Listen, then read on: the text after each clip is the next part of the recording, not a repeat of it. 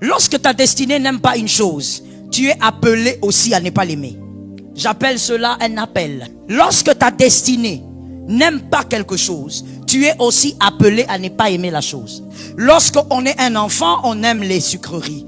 Quand on grandit, on comprend que trop de sucre devient dangereux.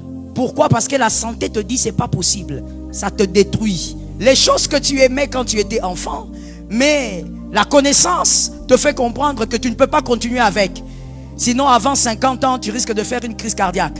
Un enfant de Dieu chéri, c'est que sa destinée chérie. Un enfant de Dieu s'accroche à ce qui est bon pour sa destinée. Quand ce n'est pas bon pour ta destinée, même quand c'est du bonbon, tu lâches ça. Tu ne discutes pas avec. Tu dis pas, mais moi je me sens bien comme ça. Tu ne te sens pas bien comme ça, mon frère. Toi, Dieu t'appelle à des grandes choses. Je l'ai dit ce matin. C'est pour les hommes de promesses, les femmes des promesses, les femmes qui ont été appelées à une grande destinée. Dieu t'a déjà dit, tu es appelé à des grandes choses, tu dois te préparer. Toi, tu veux passer 3 heures de ton temps à jouer aux dames avec tes amis. Et tu dis, je me sens bien comme ça. Laissez-moi un peu me déstresser. T'es déstressé, mon frère, tu as fait quoi?